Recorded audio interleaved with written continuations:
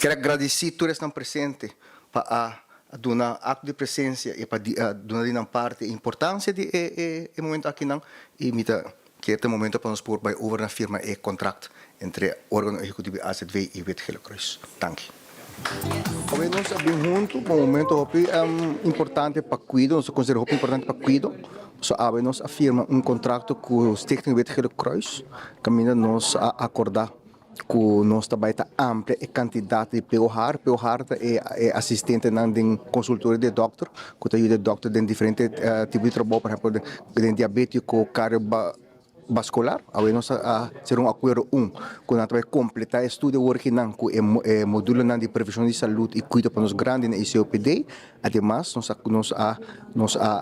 mostramos compromisso com a fortificação de cuidado de primeira linha de ampla quantidade de POH de 27 para 37, para assim no próximo ano o doutor de casa tem mais POH na disposição que não por atender e nos assegurar mais tempo e com melhor qualidade.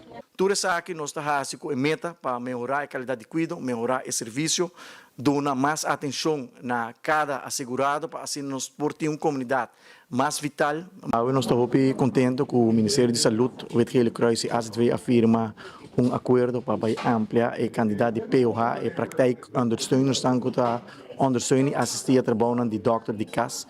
Atualmente tem 27 praktijk ondersteuners e com acordo com a ordem firma AUE, nós também ampliamos com 10 mais para chegar a uma quantidade de 37 praktijk ondersteuners. E praktijk ondersteuners aqui é importante para a pressão de doctor de casa e também ajuda guia turnos assegurados que tem maleza crônico para ter uma vida mais saudável, para cambiar na lifestyle.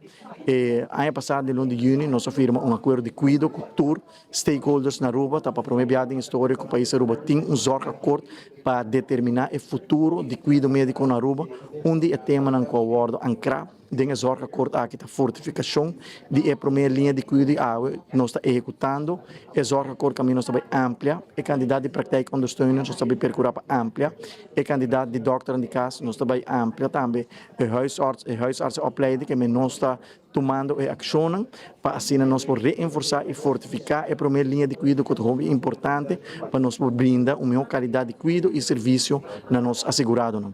Certo momento nós passamos uma pandemia trouxe a retrasar diferentes coisas, mas importante é a base por a qual nós estamos trabalhando, que é a base de acordo de cuidado, que arriba iniciativa do Ministério da Saúde Pública aqui será ano passado junho e essa é a base que nós estamos seguir trabalhando para fortificar cuidado aqui na rua.